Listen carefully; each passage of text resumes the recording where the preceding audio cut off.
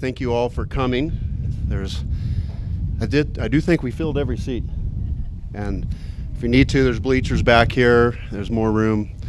But I really want to thank everybody for coming. I see so many friends. We've come from the East Coast, West Coast, Canada, people from all over the world. I've seen a lot of high school friends, tons of tennis players, community, family. And so thank you all for coming. It's special to see so many faces, so many friends that were Loren's, mine, everybody. So I appreciate you all coming. A couple things before we get started. There's bathrooms. It's a little bit of a walk, but it's over by the baseball field between baseball and softball. So if you need that, it's over there. And there's waters. If you get hot or need anything, there's waters here. I'm just kind of by the corner, over by Matt. Matt, raise your hand. Matt maybe didn't hear me, but it's Matt, raise your hand. The waters are over in that direction, okay? You guys, everybody here is in the Loren Dils Memorial Park. It's a very appropriate place, I think, for this.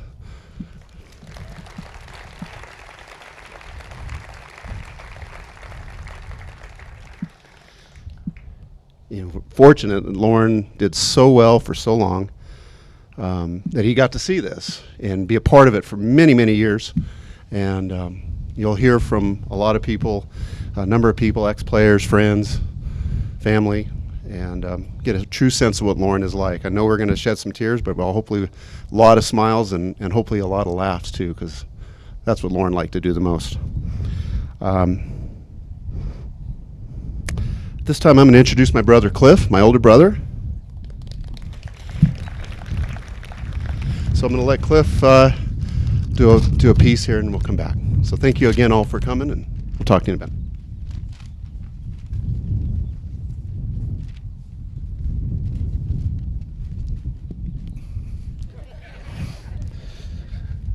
Robert, make me sure that I'm being heard, okay?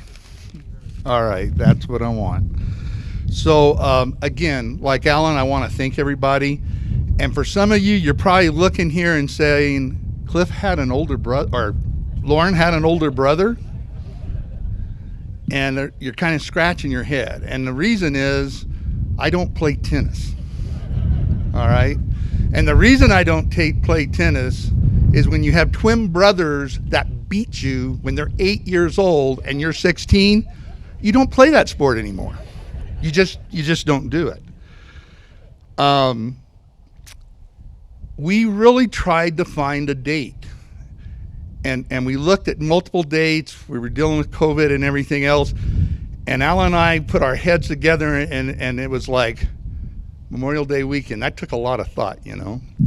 Memorial Day weekend. And of course, what it's known for is recognizing our veterans, ones that are with us, ones that have passed away.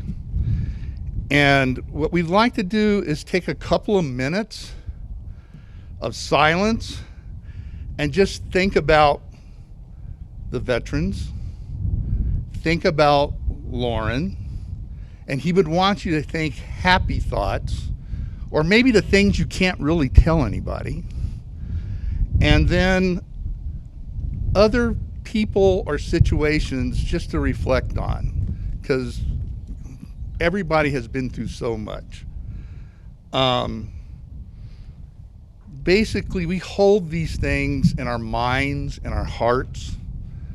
And so let's just take a moment of silence to think about that.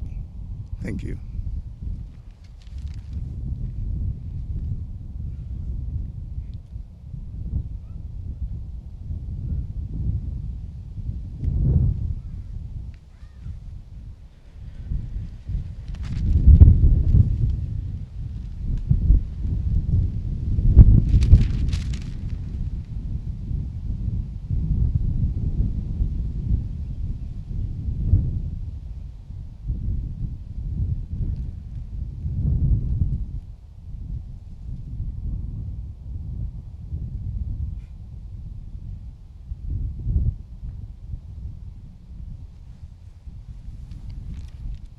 Thank you. So today is a celebration of life for Loren, and this day is all about Loren. That's what we hope people walk away from this. It's all about how he has touched the lives of so many people, and some of those were good ways, not all of them, but some of them were good. And yet some of it was because of where he came from. And what we decided to do, there are a number of cultures that when they introduce themselves, they don't come up and say, "I'm Cliff Dils." They talk about the ancestry, the people in their lives that shaped them. And so that's how we're going to start talking about Loren. Loren's parents were Tommy and Joanne Dils. Many of you folks here knew our folks, and they gave all of us an amazing foundation to be whatever we wanted to be in life. And without their support, we would have never gotten to where we're at. My father's folks, Loren's grandparents, Fred and Cora Dils, and my mother's folks, Clifford, Coach, and Maribel Keith, actually did the same thing for their children and their grandchildren. They created opportunities that were unlike opportunities that people had for that period of time.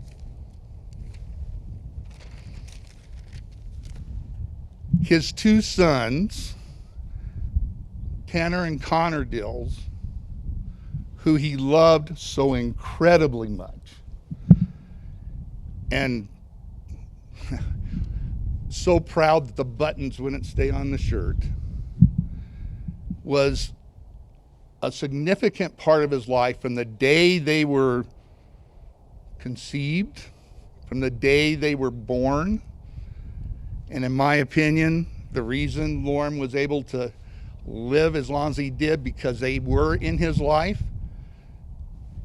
Brotherly love doesn't keep you living, okay? I'll just tell you that. And he's just so proud of you guys. The mother of his children, Elaine Sanchez, and the support from her and her family. The brothers, Alan and myself, and our families. And then other kin as we move out, that we're all integrated. We start talking to folks, and it's just amazing how we were touched by everybody. And so Rosemary Keith Davis, my mom's sister, her daughters Gary Lynn Sanchez and her family, Dina Davis and her family, Steve and Karen Keith, their daughter, their family Kelly. Francis and Charles Rohrig, my dad's sister, her husband, and their incredible family. And Ruth Ellen and Fred Huning, my dad's other sister, and their family. We were blessed to have this incredible network and family to grow up in. But Loren was not just shaped by his biological clan, by the people that were lucky enough to be family. He was shaped by so many other people, friends, that were part of his life at some point during his 55 years. People moved in and out of his life, throughout his life, but they all touched him and shaped him. You can tell a lot about a person by his friends. And many of his friends are here today. It's amazing. Loren was a reflection of the people who were around him. He loved you all.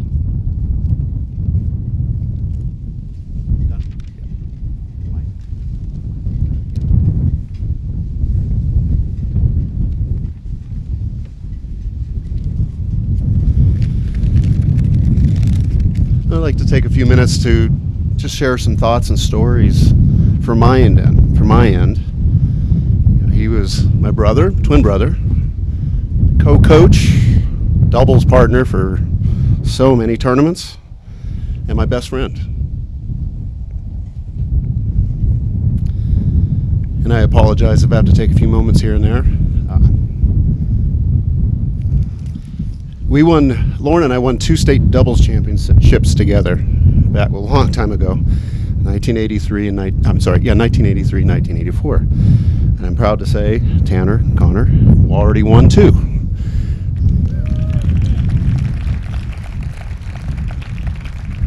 And they have a chance to beat that next year, and I'll help them as much as I can to get there. So, Loren also won 2 Big Sky doubles championships while playing at Northern Arizona University, the Lumberjacks. He also won the Golden Eagle Award, which is, I think it's right up here. It was given to the top student athlete for that year from all the sports. And that was in 1989. Loren became my assistant coach in 1996, but he'd been our volunteer assistant for years prior to that, when Tim Cass was the coach. And he decided, I know when we talked and I asked him to be my assistant coach when I had taken over as head coach for Tim, he said, okay, I'll give it a try for 3 years. He stayed 12. And he only left because of ALS, because he came down with ALS, and then he was still intricately involved with everybody all the way through this season. At least twice he was contacted by Northern Arizona University to come back and be their head coach. And he didn't want to leave Albuquerque, didn't want to leave family, he didn't want to leave this program, what he loved. And he certainly could have made more money, but he decided this was more fun, and I think the people around here can recognize that where his priorities were. And although he played at NAU, he loved UNM, and he became more and more a Lobo. In fact, he's inducted into the UNM Lobo Alumni Letterman's Hall of Fame, Hall of Honor, in 2011. Now think about that for a second. Loren never was a head coach, although I would consider him a head coach as well. And he never played here, but he's inducted into our Hall of Honor. That tells you the impact he had and the love that he had for the Lobos. He really was a Lobo through and through.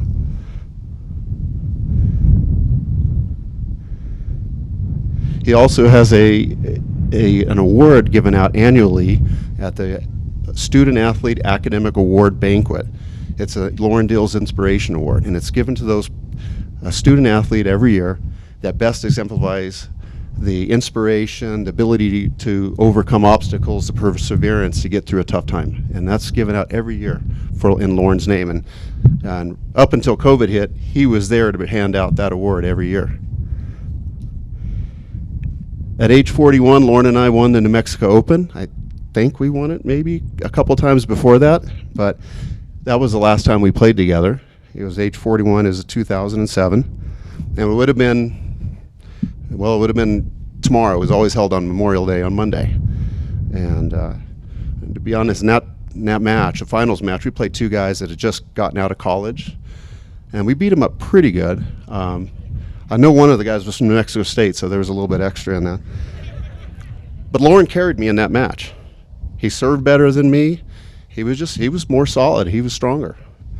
Well, about 3-4 months later, we're practicing with the team, and we had doubles practice going on. Loren and I were playing against a couple of guys on the team, and Loren's serve was going in pretty soft, and he was getting me killed at the net, and although my tennis players don't understand that. And I said, Loren, and I probably used a couple choice words in here, but I said, hit your damn serve. You're getting me killed. And he said, I'm doing it. I'm doing everything I could. Well, obviously that turned out to be ALS happening. And when you look back, it was a few months later that he was really diagnosed with ALS, but then you look back and said, oh, there's a sign. You could start to see that. So that's, in a matter of a couple months, you could see that. And then for Loren to live almost 15 years with ALS and the conditions he was, it's absolutely incredible.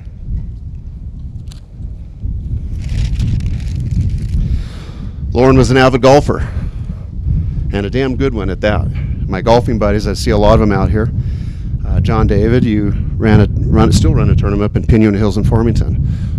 There's some really good golfers in this group. Loren won this event 5 times. And he won it with a club called the Elite Centurion. And I can hear my golfers laughing at this. This is literally a garage sale 2-iron blade. Nobody can hit that.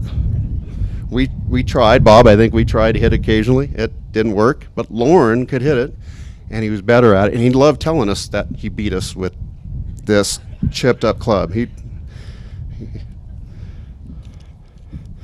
Loren was an avid outdoorsman and fisherman, and if you hunted with Loren or fished with Loren, you know that it wasn't let's just go sit on the side of the bank in a lawn chair and drink a beer and throw in a fishing line. This was ambush fishing, ambush hunting. He was moving, he was hiking. You had to stay with him. If you didn't, he was gone. And if you're on a fishing stream, to do it right, you're fishing upstream the whole time. Well, if he's ahead of you, you can never get to the hole before it's fished out. So you really had to work with it. Well, a lot of people here, most of you have seen the movie A River Runs Through It. Brad Pitt was the star. Loren was Brad Pitt. Best fisherman I've ever seen.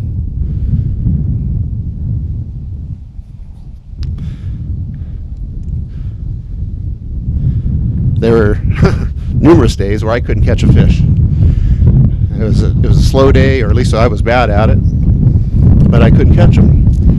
And so I'd sit back and just watch Loren. We could be in a tangled mess of trees or a really tough stretch of fast river, and somehow he could get that spinner or that fly to hit an exact spot that you needed to go with the right drift, with the right mend, and he would catch the trout. And I'd be blanked for the day. But I would sit there just like Brad Pitt's brother in that movie and watched him and said, he's an artist. This is more than just fishing. He knew it was something special. To this day, I've never seen anybody fish as well as Loren did. Loren continued to coach tennis even when he couldn't swing a racket anymore. He coached the Jefferson Middle School team, which I see a lot of players here from that, and won a mid-school championship. And he was really, really proud of that. I can tell you, his boys were on that team. My daughter was on that team, and that really made him happy. It was like winning a conference championship, and he was so proud of that team. He came to every UNM match, a lot of them right out here, a lot of them in the bubble, a lot of them over there. But out here, he would get behind in his wheelchair and he'd go back and forth up and down the courts. He'd see something that the guys maybe needed a little help with. He might call one of the coaches over. He might just yell it out to the guy when he was on a changeover or back on this end of the court. He would give advice. And he was right. He was almost always right. But there's also a few times he would heckle the opponents. I know Ben Dunbar is here. I believe Loren may have single-handedly helped you beat Tulsa one year. He heckled their number one player was having trouble out there, and Loren kept heckling him, and then the guy decided to heckle Loren, and it just kept kind of building, and that ended up being the deciding match, and they beat Tulsa at the time, which was a very highly ranked team. And actually, we know the Tulsa coach very well, and the Tulsa coach, believe it or not, kicked that guy off the team for a few days at least. He brought him back, but that coach did not like the way he was talking to Loren, and but that's what Loren did. He was passionate about the Lobos tennis, and the guys that were part of it, and he always had a good word of advice for that. He's also worked heavily with the Northern New Mexico Tennis Association and the USTA Southwest section to work to get better junior tournaments, more junior tournaments in town to help juniors become better players. And he always felt in being inclusive rather than everybody doing their own thing was going to get the job done. So he loved getting players together to practice, to everybody build up together. And I see a lot of junior tennis players out there. Between his work with the junior programs, he always had a JTT team, or just getting players out to play. I counted, I may be wrong, but he had at hand at least 6 state champions this year that he's helped or coached or had on teams. So that's pretty remarkable when you think about that.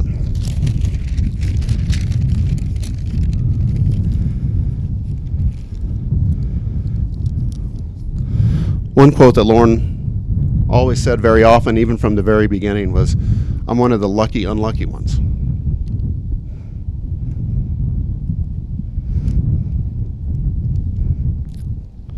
Having lived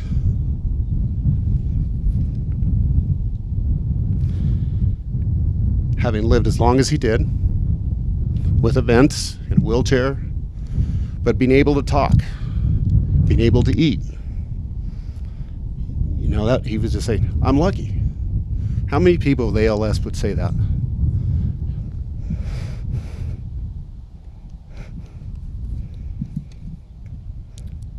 Lucky? Sorry. He's a lucky, unlucky one. The glass was always full.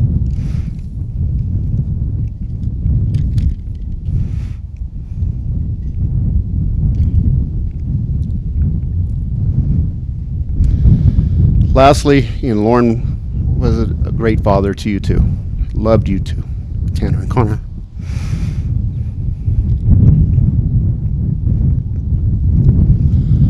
I can't tell you how many late night calls I got from Loren about you two to talk. Tell me how great you did that day, the match you won, how you did in school. It's hard these days. Sometimes I pick up the phone just instinctively to call Loren. I said, "Oops, I can't." But we talk outside of the tennis courts. We talk 5-6 days a week, and he would just call. Proud of you guys.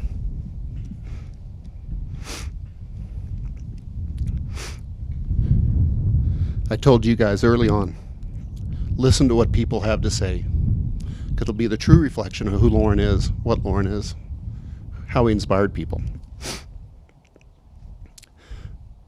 So I'm going to have a few people come up, talk, that were close friends of Loren, that were special to him. And I know there's a ton of people out there that are very, very special to Loren, but we'll have a few come up. So this time I'm going to start bringing some people up. And the first person I'd like to bring up is Damon Martinez. There you are, Damon.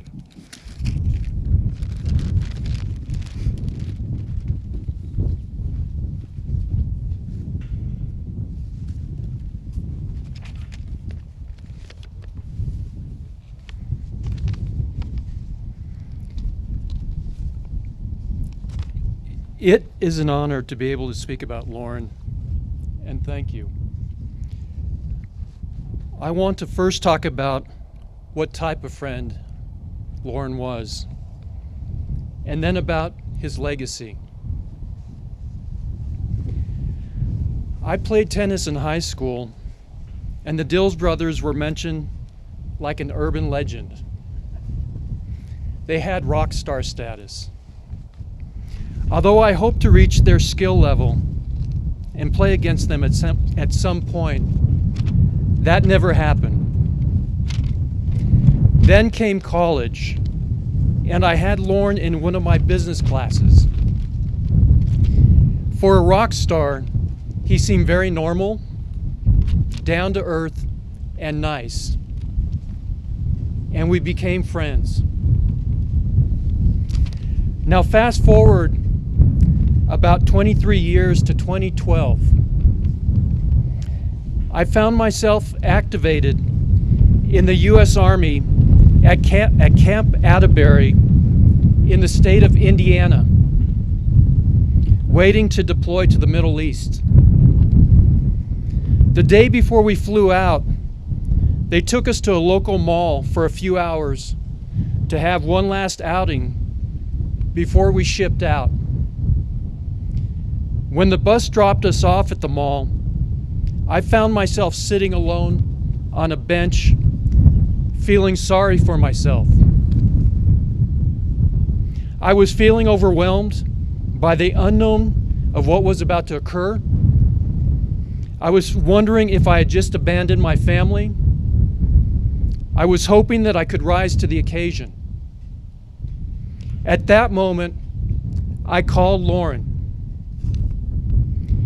He let me know that it was okay to be scared.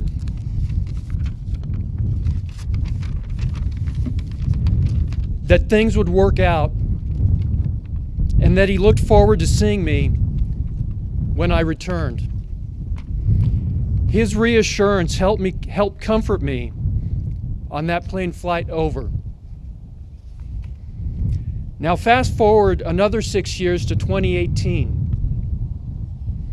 That year, I ran for political office and lost. At one of the luncheons afterwards, he sensed that I was depressed. To help my situation, he said that he was coaching a middle school tennis team, the Jefferson Jets. He then asked me if I would help him coach. He specifically asked if I would serve as his arms and legs on the court. It was an honor to be on the court with Loren. In addition to teaching tennis skills, I saw Loren instill in his players a sense of professionalism, respect for themselves and for others, and a confidence that the next level can be achieved. Loren's outlook on life was to think of others before himself, to make a positive difference, and not to complain. In addition to having two terrific sons, Loren left an incredible legacy for us. Those he coached, whether they're adults now or young adults, we know each one of them will unfortunately face adversity in their own lives. We also know that each of these individuals will have Loren to use as an example on how to face this adversity. With Loren's example, they will know not to give up, to fight for what is important, and to live life to its fullest. Loren was a friend in the truest sense of the word. Now, concerning that rock star status, he never let me down.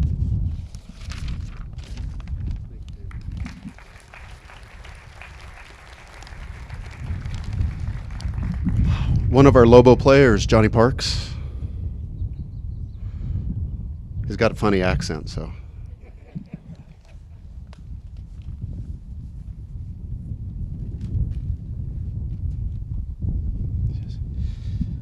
Morning.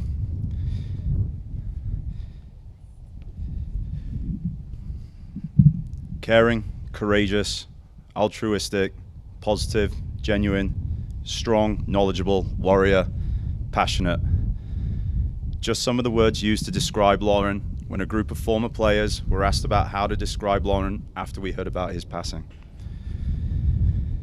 Today, as we celebrate the life of an incredible father, brother, son, uncle, husband, friend, teacher, coach, we show our appreciation and give thanks to a man who creates an eternal legacy of impact. And not only to all of us he affected directly, but all the people that are able to learn the lessons that we carry forward from the values and morals he instilled in all of us. I'd like to share with you today a few of those lessons. Loren had an unparalleled strength, not only to stare death in the face with a smile for so long as he did, but let's face it, he had to have strength of an army to put up with the likes of myself, Max Jones, and Miles Bugby, who were a large reason why the men's tennis team had to fundraise extra budget dollars every year to replace smashed rackets and torn up windscreens. Sorry, Alan and Tim.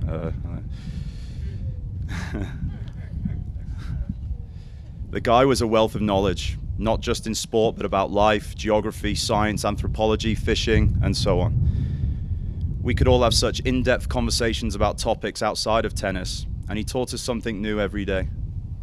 I remember when Loren and Alan taught me about stealth airplanes. They had me 100% hooked on the fishing line, believing that stealth planes were actually invisible planes. And when at UNLV one year we're hearing the swishes above whilst we're warming up, they would look back at me and say, stealth plane, which just turned out to be the back blow of a Southwest airplane. But it took me a couple years to figure that one out. The one that sticks out to many of us was Loren's passion. He lived his life for his passion, helping and serving others, from the incredible father to Tanner and Connor, to nurturing and developing so many of his extra children he had on the team, and all those in the great community of Albuquerque, New Mexico, and beyond.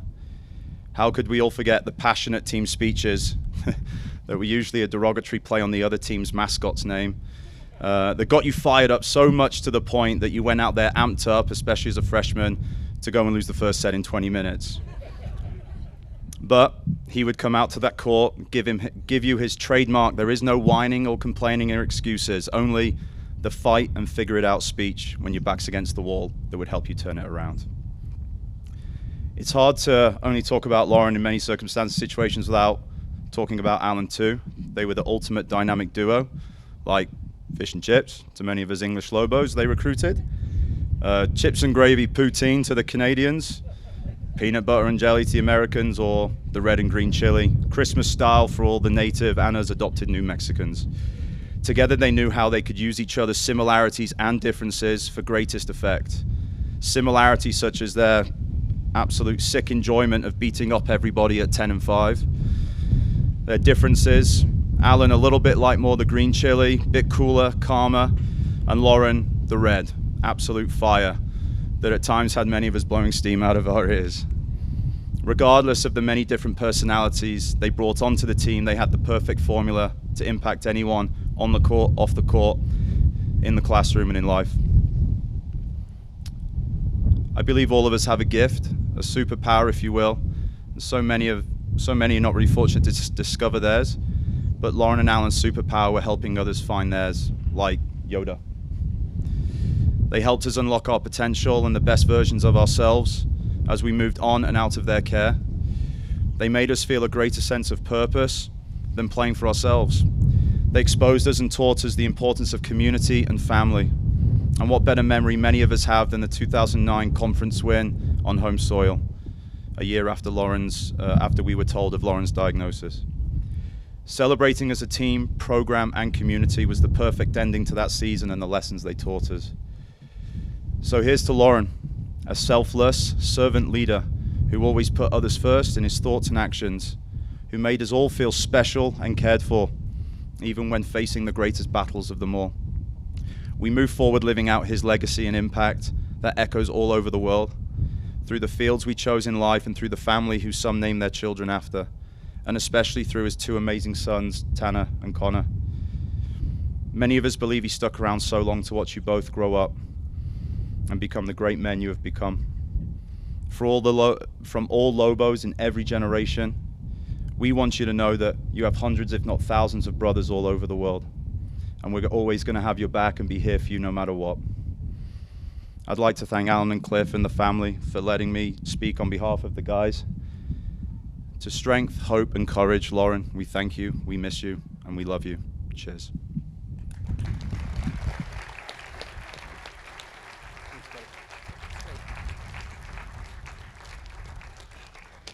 Jane Tabbitt. There you are, Jane.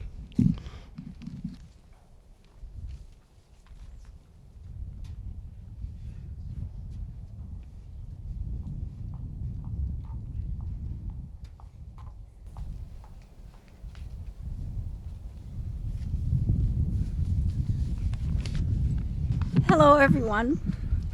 It's really heartwarming to see so many of you here today. Thank you, Alan and Cliff, for asking me to speak.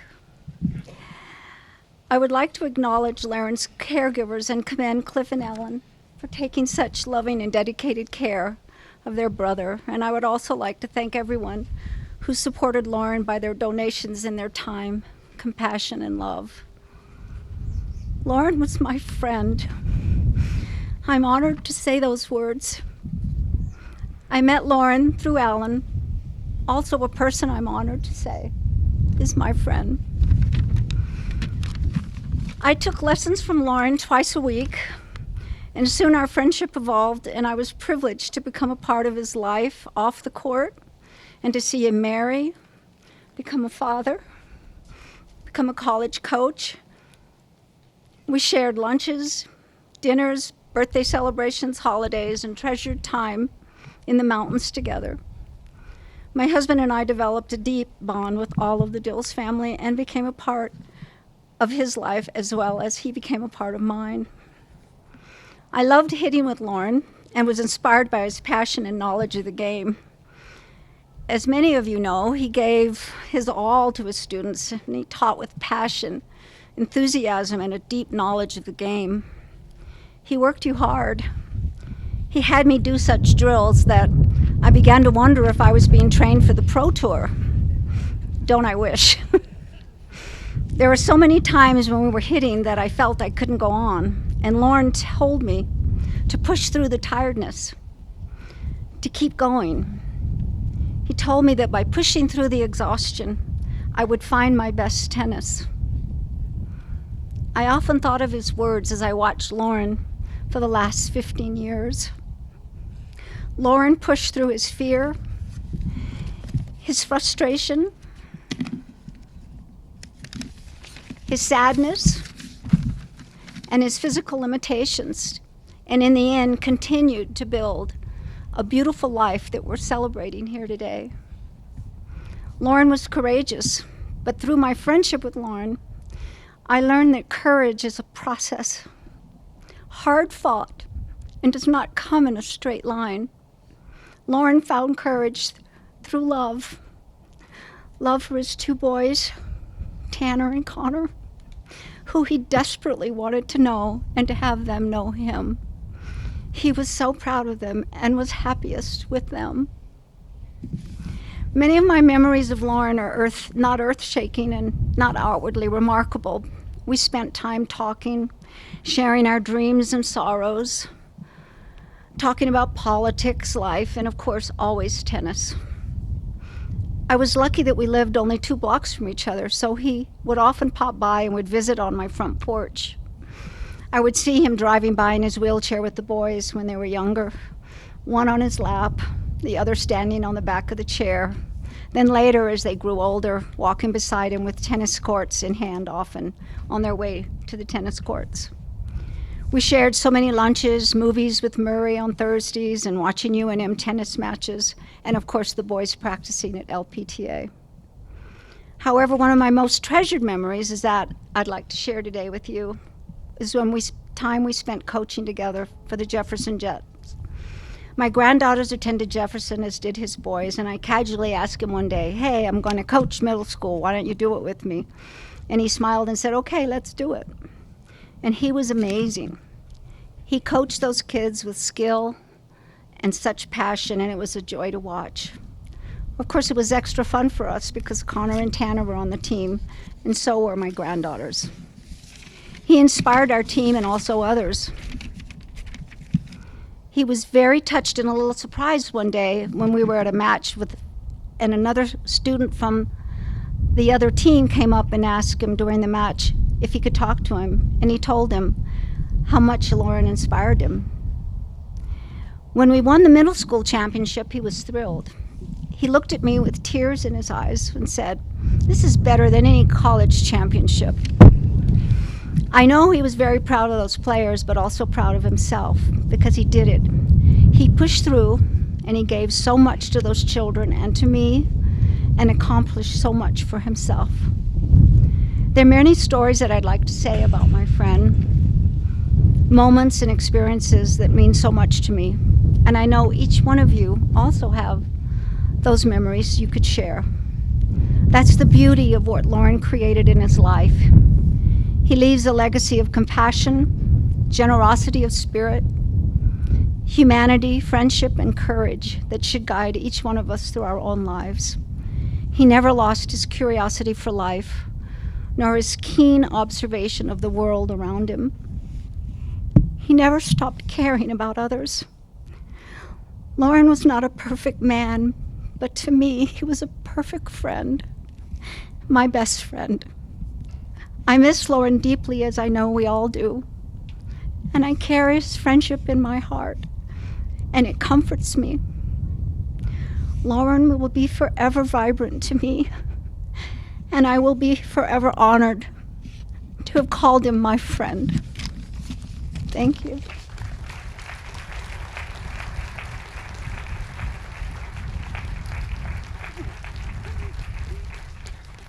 Ryan Stotland.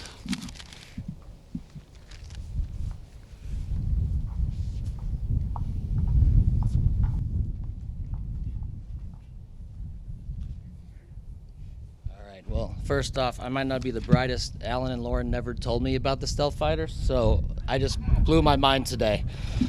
They've been holding that in for a long time, so appreciate that, Johnny, for letting me know, because I still believe in the invisible jets. And this is the biggest honor I've ever had in my life to talk about two of my heroes and idols. And so, and just talk about all the people I love and that surrounded me with all kinds of love and stories. And I have many wonderful stories about Loren, and I would like to share a few with you. And I know he wouldn't want me to be sappy up here, although I know I will be, and I know I always did what Loren and Alan didn't want to do. So I will definitely make sure to do that, because today he paid me back. He hated my fashion sense because I wasn't good at it, and today I tried my nicest dress suit, ripped in half on the way here, so I know he paid me back. So I'll make sure it's a little sappy. But he would want to make it fun and have people laugh. So if I get a little sappy, I request that someone without a soul come up, like volunteer Max Jones or really any of the English guys. I was told that it's not what you take when you leave this world behind you, it's what you leave behind when you go. And if that is the case, then Loren Dils is the greatest example of this in the history of mankind. He did not take anything, he simply left us everything. He inspired all of us that in any kind of adversity we are facing can be faced with positive and cheerful mindset. He has shown everyone that has been lucky enough to be around him that the world can be a great place no matter the circumstances. If someone was to write a book about Loren, they would think it was fiction because his story is almost unimaginable. There are thousands of cases and he is truly one of a kind. Loren's relentless attack to find what he could control and work on is something that should be recorded for the history books. His way of attacking adversity is something that goes beyond admiration. When he got diagnosed, I remember when he told me that he was going to control only what he could control and be there for his sons Connor and Tanner to see them grow up. You two had an amazing dad, and we are sorry we all shared him because he loved you all so very much, but he shared his love with all of us. I know he battled for you every day, and he would be so proud of you winning those two state championships, and every time we talked, it was just about the little things. So he was a very proud dad. Nothing could have made him prouder. And looking around this room, I feel bad for Loren and Alan, seeing all these Hellraisers in this room and how they certainly helped Loren and Alan learn a lot about adversity as we gave them so much of it. Usually unwanted adversity we like to share, as we were all idiots back then, except maybe Devon. I have been coaching now for a while, as I cannot imagine how it would be to deal with us as a group. We tested Loren all the time. Everyone in this room did. I know I did all this stuff I pulled. You may recall when I made myself bald like George Costanza at 21 to wear a hat for picture day. I know Alan loved that one. But I did not do anything nearly as bad as anyone after me. And I have a theory on how I made Loren, the fierce competitive coach, much softer. We were in Oregon, and I had been complaining about my foot, and our trainer had told us that it was a rolled ankle. So Alan and Loren gave us those and the kind words, called me out and called me kind of a wussy in Oregon, and I didn't want to play the third set. We had already won the match. And so I got called out in some not nice terms that I can't share with you all right now. And so after that match, I just told them I finished the third set. I got killed, got crushed, but I couldn't move. And then we came back to campus, and I couldn't get to class, and I got x-rays done, and it found out my foot was broken. And so after that, Loren became a lot softer and let everybody get away with a little bit more because he didn't. All right, and I always brag about how successful our team is in life. Everyone that came before me and after me. That goes without saying, the successful path because of the leaders like Alan and Loren that helped steer us. Maybe some of them got a little lucky, but I won't say who. Loren actually got me a great interview at the Albuquerque Country Club. I was not prepared or ready for a real job, but Loren was always looking out for me, as he does with so many, and got me a shot at a big-time job as the director of tennis. I prepared very little and barely found the place in time for the interview. He set me up a home run and told these people that, sorry, give me a second, it was a little windy, that they could expect great things. After the interview, I had no idea if I had done well or not until I received a call from Loren, who said in a not nicer way, "What were you thinking? Are you serious?" To my shock, I said, "Serious about what?" He yelled, "Your best answer was, you'd figure it out?" I said, "Well, yeah, that was the part of the job, is I'd figure it out." Loren explained to me how badly I failed this interview. Surprisingly, I did not get the job. Loren taught me a lot that day, and I still love his phone call to this day because he was so mad at me because he cared so much. And if you think that was the worst interview, you would be surprised it wasn't even close. So I needed his help a lot more. Honestly, Loren was the good you see in life, and this was well before he got diagnosed with ALS. They say that adversity does not build character, it reveals it. This is true about Loren. Some of you may not have known him before ALS, but it never changed him one bit. I use the example to make sure that people understand that you can overcome anything you put your mind to. He taught me one word that no one around me is allowed to say, and that's "I can't." He was a competitive human being throughout his life and reveled in whatever came his way. When you got to know Loren and what he was up against, it is beyond belief that any person could become more saintly every day. He is the strongest person I will ever meet. His strength gives us all strength. His love for all of us lets us share more love. His kindness, smile, and laughter gave us sunshine in our lives. Loren, just being Loren, gave us strength, hope, and courage that he always wanted to show us. He was all about actions, and they always show someone's true colors. And Loren's true colors was simply gold. He is someone that should be always remembered and valued for his actions. I challenge you all to carry on his legacy and share it to make the world a better place as he would have wanted. I've already written this down, but I think it's worth sharing. Obviously, Loren was many things to many people. As to me, he was a coach, a friend, a mentor, a father figure, and a true inspiration. I have worn his name on my wrist for over a decade because I love this man and all that he stands for. Loren always felt like another father, and I was lucky to have him in my life. His passing is truly a loss to the world. I do not know if angels exist or not, but I do know if they do, we had one living right here, and it was Loren. If you know me, you know I was close to him, and I was able to chat with him, and always knew it could be the last time I'd chat with him. So it was always a love you at the end of it, and a thank you for everything, as he always told me he was proud of me. He made us all feel like family and loved his family so much. This man taught not only me, but the millions he touched, that when the going gets tough, to see the bright side of things and have the most positive mental attitude to live on under the most dire circumstances. If you do not know his story, you should. This man looked terminal illness in the face and came out the other side for so long. He's truly one that if you need a source of light and inspiration to understand how to live life, he can be your guiding light, and his positivity should never be lost. He will remain with me throughout my life, as he was one that truly believed in me and challenged me to the best I could be. I could not have done what I did without him. I know I've lost a part of my life, as we all did, but we are stronger because he made us know that making others great is what truly matters in life, and giving others all you've got is what matters most. I do I do what I do now because of not what he said, but what he always did. I try to put my heart and soul into it all because I have been lucky enough to be blessed with so many amazing people like yourselves. But Loren has a special place in so many hearts. We share so many great stories, and most of them all make people laugh, and I can't tell them on stage for many reasons. But the world has lost an angel, and we should all be lucky to celebrate those that were fortunate to know this man, to know we had an angel by our side. We love you, Loren. Thank you for everything.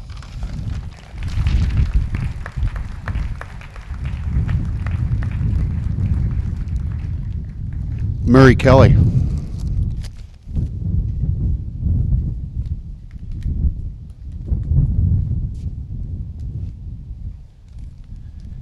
Check. Anyway, I'm so honored to be able to speak on Loren's behalf, Loren's life, Loren's legacy. The prequel to ALS, I met Loren in the form of taking tennis lessons. And I think he took pity on me because I wasn't that coordinated or whatever. And so he kept hanging with me and talked me into doing this Monday night league thing where you have like a pro and then a not so pro, which I qualified for. And he would make such amazing shots that I would laugh so hard that it totally drained my energy. I couldn't even get involved. But it was a beautiful thing. So that was all pre-ALS, and he and Alan were coaches, and it was a beautiful thing being involved with all the kids on the team, watching all their growth and watching them play. It was mind-boggling how hard they hit the ball and it stayed in. And so once Loren developed ALS, we got this friendship going even stronger aside from tennis. We made this pact that we would hook up every Thursday and go to a movie or get something to eat. And we did that for a decade. And people used to say to me, hey, that's so nice that you come hang around with Loren. And I was thinking it was the other way around. I was benefiting from hanging around with Loren, not Loren hanging around with me. So my whole deal was being a court jester. And we never talked about, the negative part of his condition. We only talked about the positive things with his family, especially his sons. We'd hang out, and every once in a while we'd take them to lunch, and it was all about the lighter side of life. And believe me, the mechanics of having ALS are daunting. What it takes to get dressed, what it takes to eat, to move around, to get into bed, get out of bed. And there were so many people, and a lot of you are here that donated to that effort. And I wanted to especially thank Jane, because she was a true friend, spiritually, emotionally, physically, cosmically, you name it. And I'd also like to give credit to Art Heyman. He helped with getting a van for Loren, which helped his physical mobility. He could hang out with his kids, he could do stuff. And Art couldn't make it today, but I wanted to give a shout out to him in that regard. And then the other guy I'd like to thank is Robert Younger, because it's hard keeping all that math together. And Robert did a superb job. Thank you, Robert. So, and all of his nieces, and it's just unbelievable how many people supported Loren. It's moving, to say the least. It's hard to put someone's life into a 3 or 4 minute speech, because especially in his case, he was so impressive. Every time I'd see him, he'd go, "How are you doing?" And And it should be the other way around, you would think, with his disease, you know. So he was always inspiring from that standpoint. And all those adjectives that you hear that were said before, humble, you know, caring, compassionate, dignity, honor, respect, all those adjectives fit Loren to a T.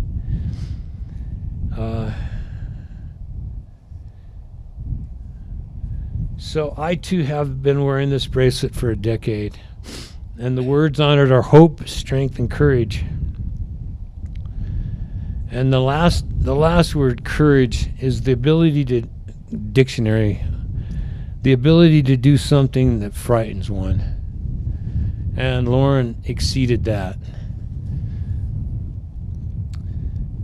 And the definition of life in the dictionary, it's the period between birth and death. And Loren exemplified that period. He lived his life to the fullest with all of, you know, being with him for that length of time throughout his whole ALS thing and before. The whole phase from, you know, not so bad all the way up to the being intubated the whole time and having to breathe on a ventilator. It's like life is not the way it's supposed to be. It's the way it is. The way we cope with it is what makes the difference. And that was Loren. He made life. So have the courage to be happy. We love you, Loren.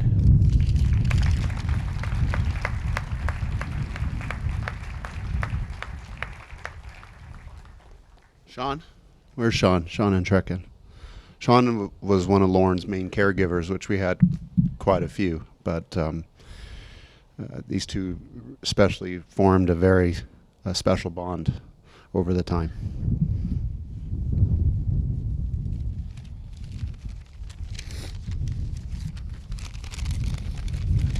Well, Alan stole my introduction. I'm going to start off by saying, Tanner and Connor, you both have your father's determination, book smarts, and those gifts are going to take you both far in life, and I can't wait to see the legacies you both create for yourselves. You both are so much like your dad, and he will always live in both of you. I know you two were what he was most proud of in life, and it has been an honor watching the two of you grow into a couple of the most talented, smart, mature young men I've ever met, and I love the both of you. We can all see why he was so proud.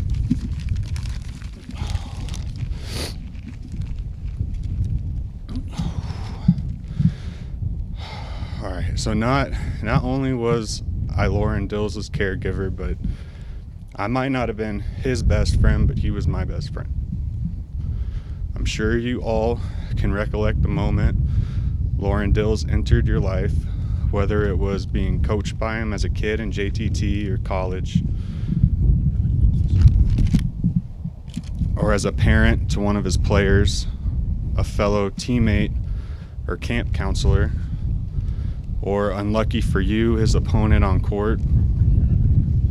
I'd be willing to say every one of us immediately were met with charisma, determination, and that amazing slanted smile of his.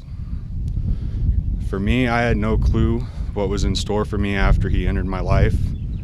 I woke up Christmas morning 2016 not excited about having to work my first day, missing out on spending Christmas with my fiance and my daughter.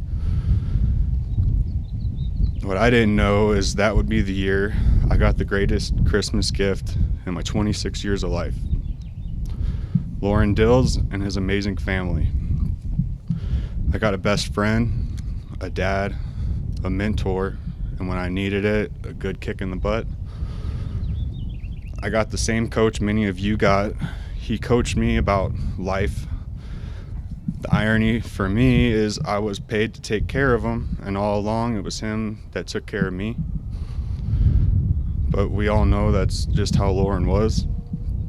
Big-hearted man that loved and invested himself into others, that didn't let ALS define him. In the 5 years I was with him, I almost never heard him complain or feel sorry for himself. He lived his life to the fullest.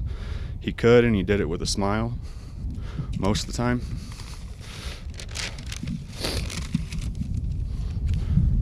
Loren valued and loved many of us, and we know it from his actions and how he would always go out of his way to catch up and hear about what was new in all of our lives.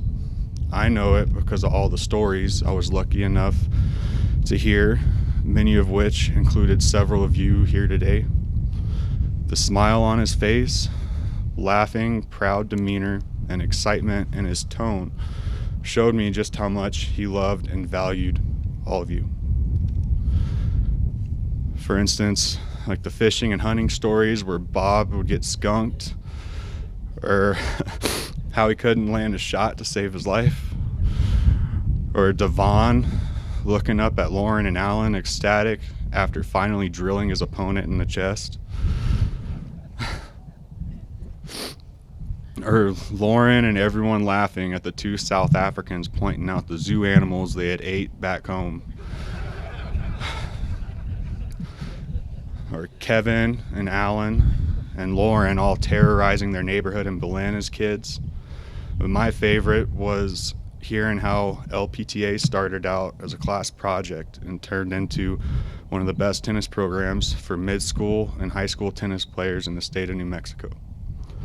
I heard hundreds of stories, and I heard those same stories probably 100 times.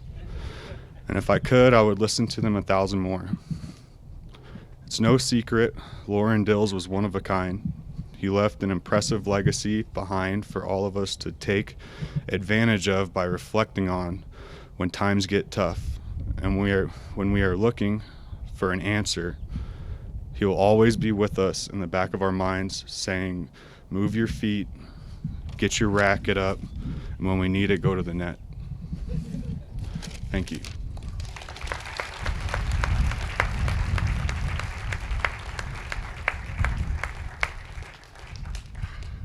Robert Younger.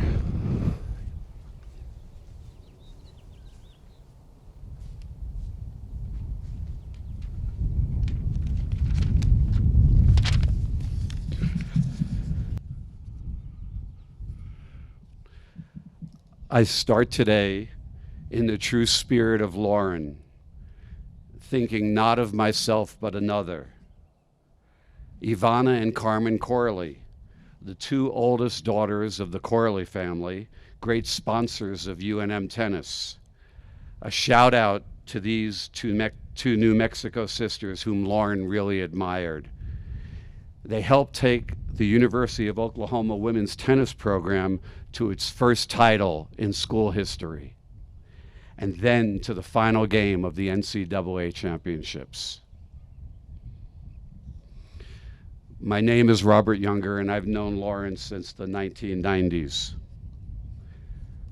When Loren was diagnosed with ALS, we launched a number of fundraisers over the following years to help provide Loren with the astronomical medical and support care needed to give Loren a quality of life.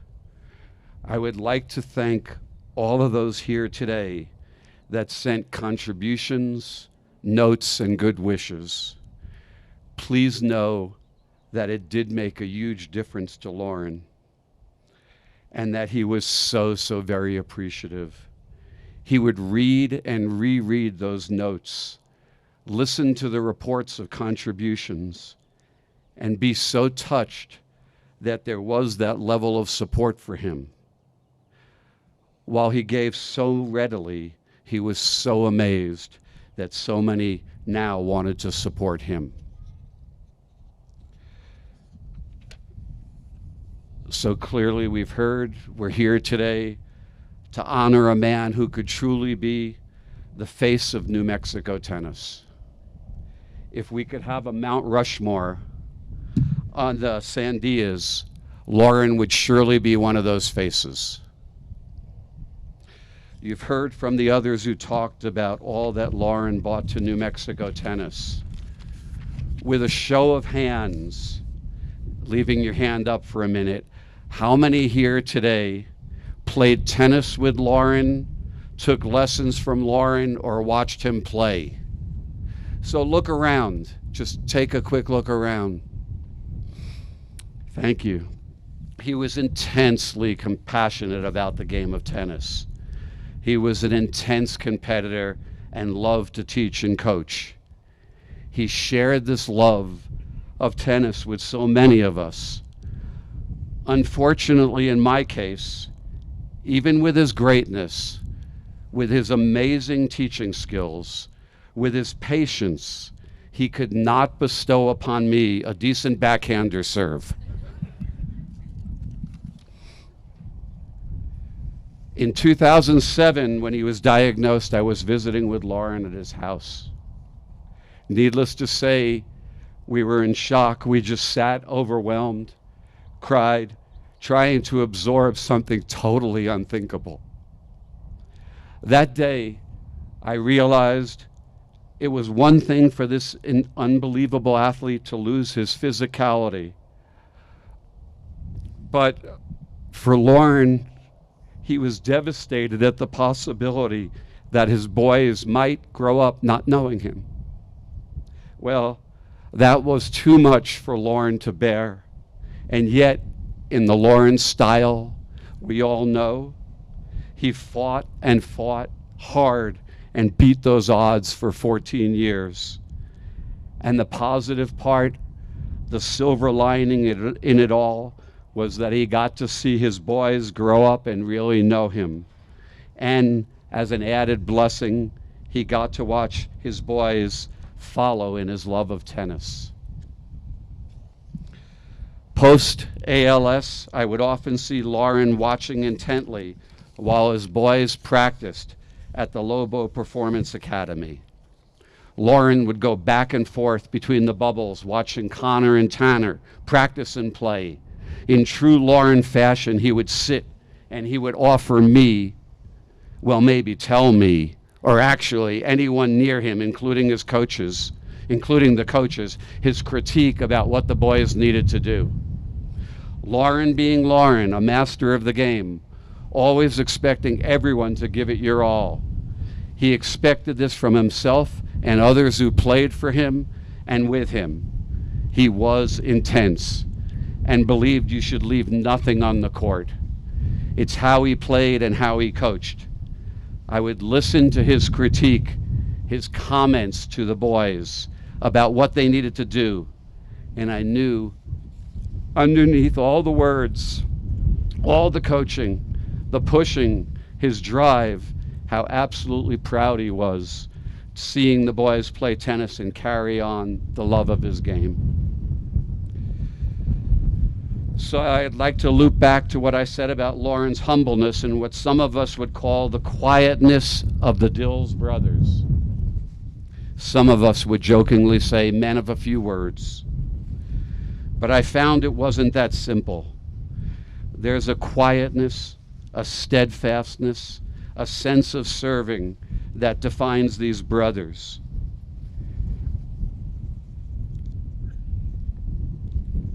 And these traits were the gifts his brothers gave to him throughout his illness. Cliff and Alan were rocks to their brother during all these years. They stepped up and cared for Loren, and with the greatest love, truly brothered him. So what does it say? What does it say when hundreds of people gather to honor a man and many more send regrets that they couldn't attend?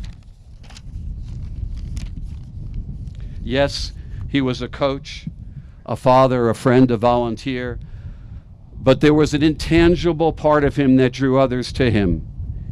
He didn't try to make this happen.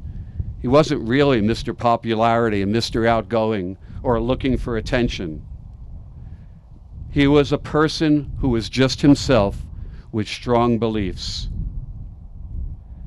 I won't sanctify him. He had his issues like all of us. But the essence of Loren was that he was kind and caring and thought less about himself and more about others. It is surely part of the Dils DNA. And I would say he lived in many ways a good life, all things considered. So we leave here today remembering and saying goodbye to a tennis legend, a good friend, a dad, husband, brother, brother-in-law, uncle, coach. His impact on so many of us will always be felt. As time goes on, share your Loren stories with others. Keep who he was and what he gave alive through the sharing of your memories. A final request. There are so many here today from so many places. After the service, besides visiting with your friends, take just one moment and introduce yourself to one person you don't know and briefly let them know how you knew Loren. Thank you. And may his memory be a blessing to all who knew him.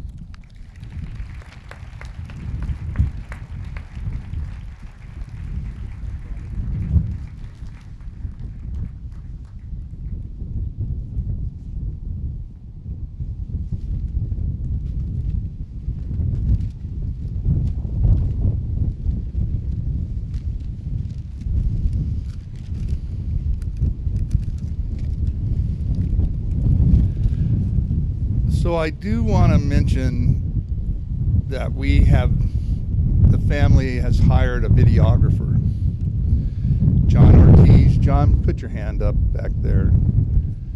And John's going to be here after we're done with the formal service.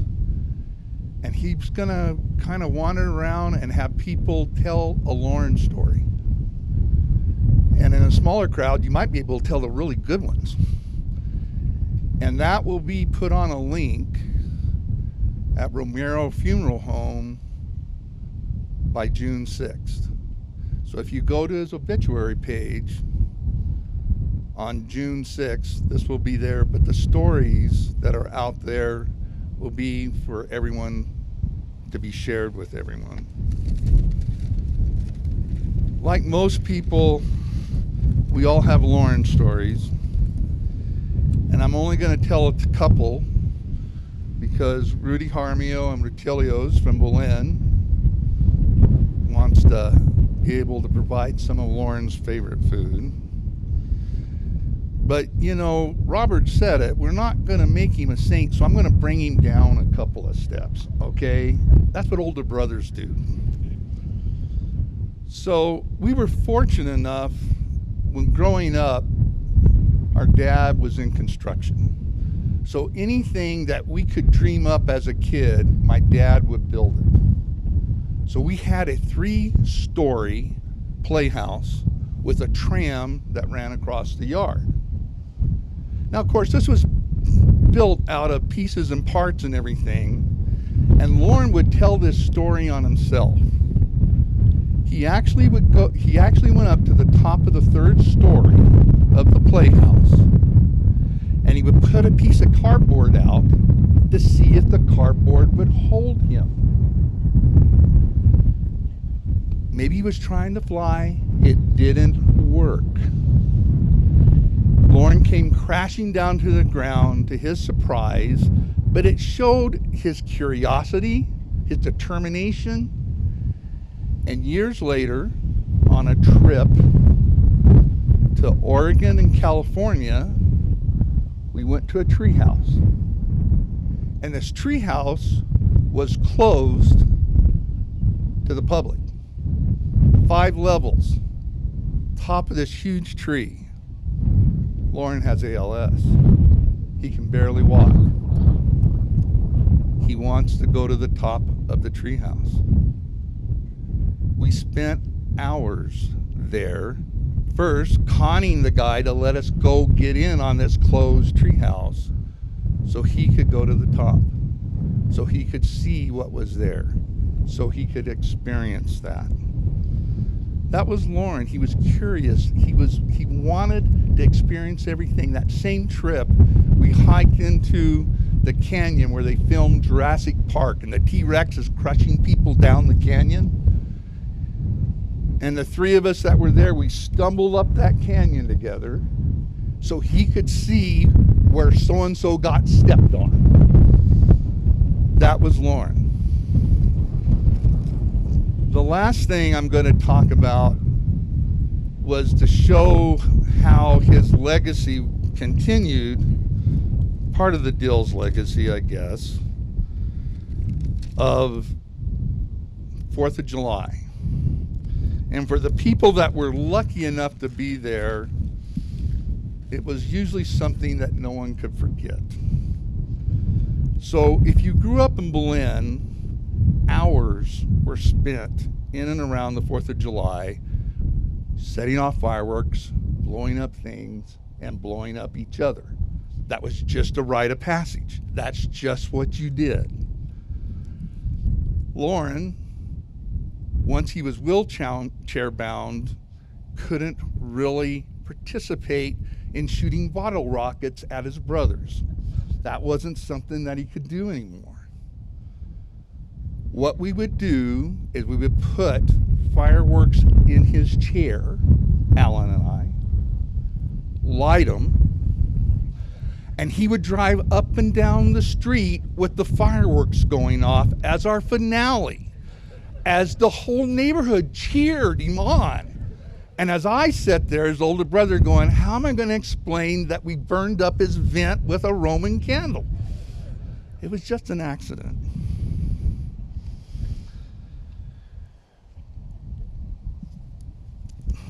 I want to recognize one group that's been touched on, and we had Sean talk, but the caregivers that Loren had were remarkable. And they worked with him day in and day out. And they saw the struggles that he had over the years. And it takes a special person to do that. Loren never did anything a lot in advance, and ALS didn't change that. He would come in and he'd say, I gotta be down at the club in 15 minutes. And it's like, well, why didn't we start this an hour ago? Loren wasn't going to start an hour ago. He wanted to see how much we could cram into 15 minutes. That whole mechanics of getting him ready to come out. He drew energy from people. You know, you all loved the stories and the part that he paid attention and cared about you, but that gave him life. That was so incredibly important for him. I also would like to recognize, fortunately, he and my dad, before he passed away, had an amazing place to spend the last year of their lives. And through the help of friends, Jane and Sam, family, they had a place to be able to raise the boys, to have friends come over, and to be as independent as they possibly could.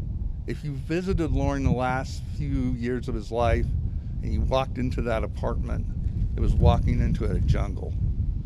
He loved to grow plants, he loved nature, and he took delight in growing strange plants, especially ones that smelled like they were rotting meat when they bloomed. And then he'd give you one when you came and visited. I truly want to thank everybody that showed up today. I want to thank the people that couldn't make it. Loren would be overwhelmed by all the folks that came here. And please travel safe. Hold your loved ones close and in your heart. And live life to the fullest when you can. Alan?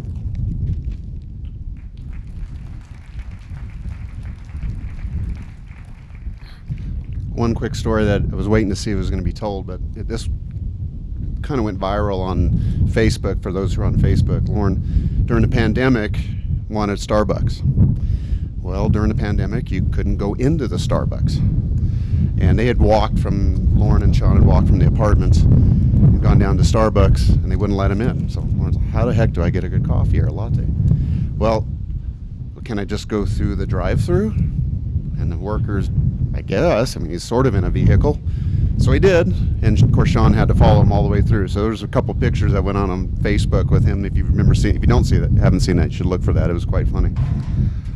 I'd like to quickly thank UNM and Ed Manzanares, Associate Athletic Director, and Matt McKernan, the Head of Facilities, for helping us do this. This was fantastic and very fitting.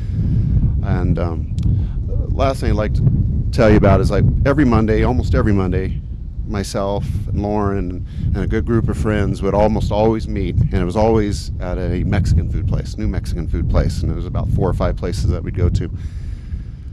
Monday that he went into the hospital, I knew he'd been struggling a little bit for the week or so prior to that, and he'd struggled that morning. It was a Monday, and but he wasn't going to miss that day. He wasn't going to miss his friends. He was going to miss our lunch, and so he went and had lunch. We had lunch at Mary and Tito's. If you haven't tried that, that's one of our favorite places. But he went in, I would never have known anything was wrong, but he was struggling. And about 2 hours later, Sean calls and said, hey, I've called an ambulance, and Loren went in the hospital, never came out. But he loved Mexican food, and he loved his friends. We have Mexican food, I should say New Mexican food, because it's really not Mexican. New Mexican food here.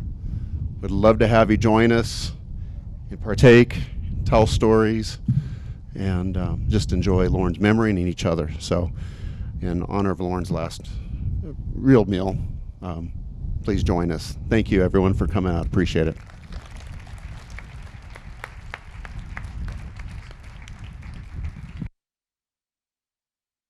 Okay, my name is Robin Younger, and I had the great honor of being Tanner Dils' very first teacher at A Child's Garden when I don't know exactly how old Tanner was, but he was with me the year, I believe it was the year that he turned 2, and Loren would come and pick up Tanner many days at school, and he would come into the classroom and he'd sit down on the floor and chat with me, and he so enjoyed seeing Tanner, seeing who his friends were. He loved every story that I told him about Tanner. One of Tanner's favorite things to do in the class was to hit balls with a tiny little plastic golf club. And he did it in the classroom, he did it on the playground, and he had a really good swing, and Loren just got the biggest kick out of the fact that Tanner was just on a roll with this golf club, which it lasted a long time. Once he discovered the golf club and the balls, it was an activity that he did. I don't know, Tanner, if you play golf, but I would say that that it's there for you if you ever decide you want to. Loren was just such a delightful father. I so enjoyed getting to know him through that year as Tanner's teacher. And I remember he'd leave the class and Tanner would want to climb the stairs in the atrium at A Child's Garden, and he'd be there on those afternoons waiting for him to climb the stairs and climb them again. Anyway, thinking of all of you so much, and what a beautiful, beautiful service for Loren today, and just really honored to get to be here, and I wanted to give you that little story.